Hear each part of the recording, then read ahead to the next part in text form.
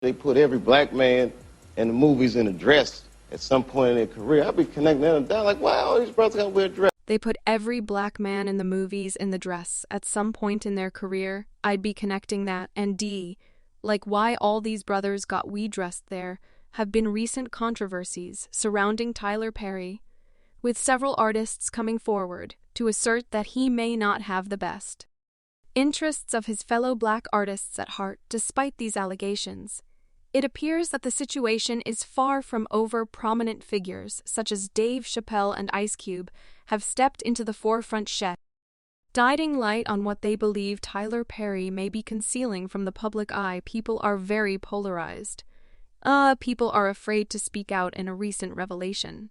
Dave Chapelle brought attention to what he perceives as a darker side of Kevin Hart's legacy, suggesting that Kevin might engage in inappropriate activities solely for the pursuit of money and fame in Hollywood. Chapelle also claimed that Tyler Perry has majorly played a role in manipulating Kevin Hart. Once Kevin became aware of the public exposure by Chapelle, he reacted strongly and confronted Chapelle about these allegations.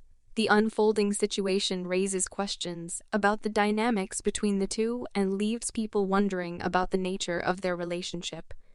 When things happen that can possibly affect your brand, your brand can be diminished. And you don't want that to happen. So protecting my brand is definitely a priority.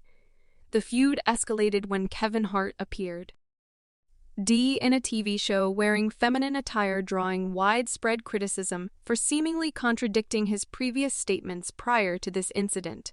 Hart had explicitly stated in an interview that he would not engage in unprofessional activities for the sake of Hollywood, distancing himself from the actions of others in the industry. I was like, no, I'm going look stupid at the end of the day.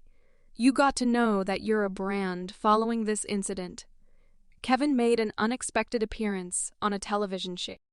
Seemingly indifferent to safeguarding his brand and dignity, Dave Chapelle found this particularly troubling because he values dignity and has consistently advocated for fair treatment of black individuals in the entertainment industry, highlighting how they are often mistreated by Hollywood elites.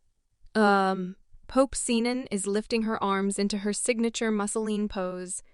Kevin doing these absurd things bothered Chapelle, and he spilled tea on every single detail of who tricked Kevin to appear like that. Is on the TV screens. There's no animosity there, but there's an awareness of where the void is. So now I take that, and I make sure I apply it to mine. According to him, it is Tyler who has been involved in grooming black artists.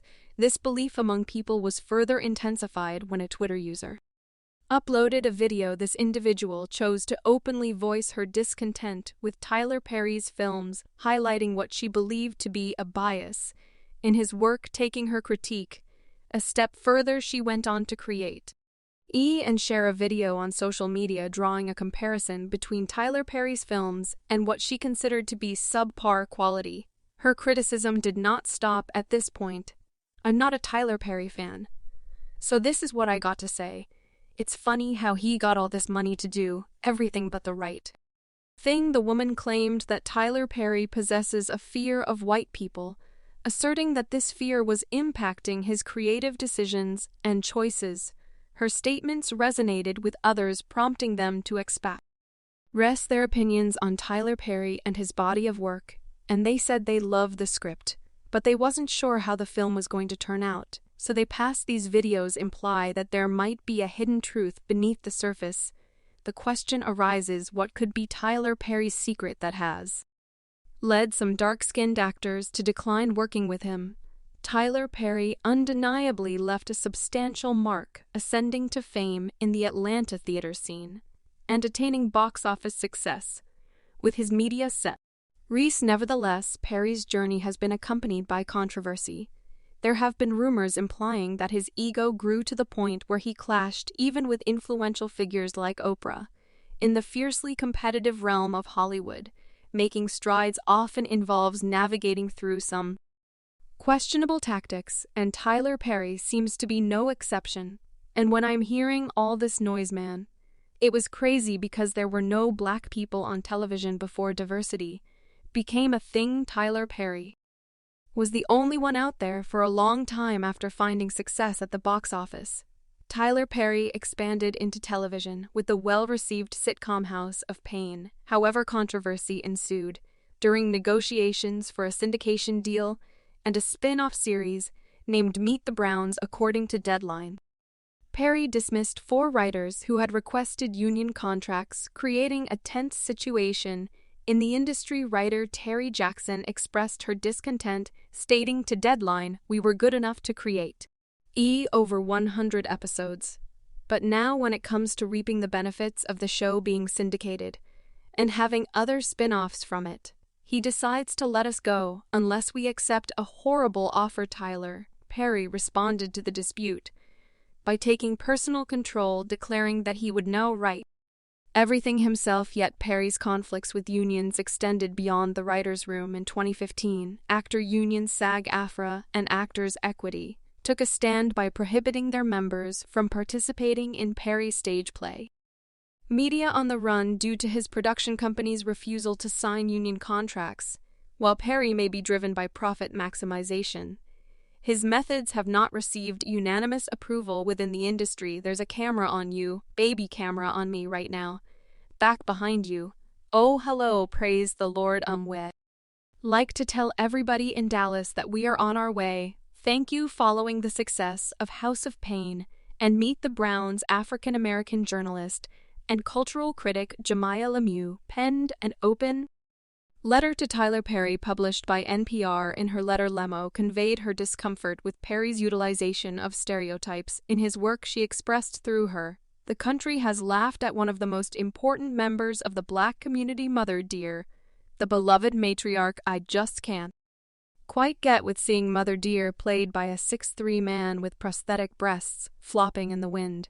Our mothers and grandmothers deserve much more than that. Heck, our fathers and grandfathers deserve more. Mr. Rye, you have told the Hollywood old guard to kiss your backside. And I appreciate that, brother, but many black folks have expressed some of the very same attitudes about your work that white critics have. Notably acclaimed film director Spike Lee is among the prominent figures who criticize Tyler Perry for employing stereotypical characters in his work. Lee is known for openly addressing this concern with Perry. "But I still think there are a lot of stuff that's on today is coonery buffoonery, and I know it. Making a lot of money." Lee continued to assert that, due to the production of stereotypical movies, individuals like Tyler Perry were breaking records. From Lee's perspective, the industry could elevate its standards by steering clear of biased and nonsensical films that feature designated one-dimensional characters breaking records.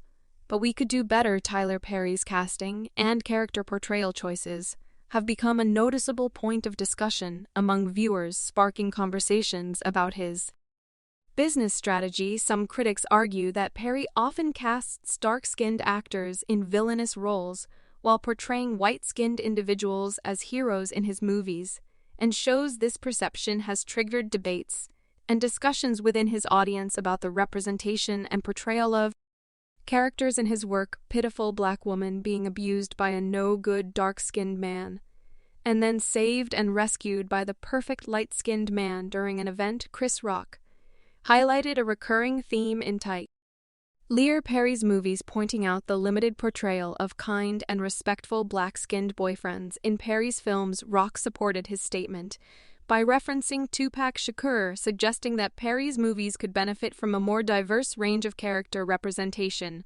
Rock stated Tupac might be a political leader if he was alive.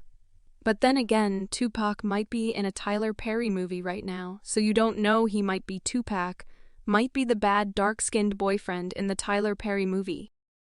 Rock's argument was that even someone as influential as Tupac, if given the opportunity to appear in a Tyler Perry movie, might be cast as a less favorable character based on Perry's typical casting patterns.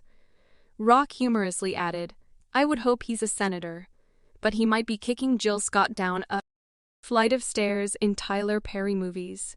There's always Chris Rock's perspective. echoed Lee's criticism, underlining concerns about the impact of perceived biased casting and storytelling choices on the film industry. Both Rock and Lee raised questions about the potential influence of such portrayals on the audience's perception of black characters in mainstream cinema. "You know, we going back to Mantam Moreland and Sleep and Eat Yet, if those films we're talking about Tyler Perry." Looking deeper into the entertainment industry, it becomes evident that colorism is not unfamiliar within this field in recent times. Hollywood has faced substantial criticism, often through media-driven campaigns with hashtags that rapidly spread from Twitter to television news. It could be argued that convict offender Harvey Weinstein was one of the first prominent figures to bring negative attention to the industry in 2017. A multitude of allegations emerged exposing the darker aspects of Hollywood's culture. There's a new documentary that is all about the dark side of Hollywood and how some power players allegedly used their positions to prey on young, inspiring actors in the wake of the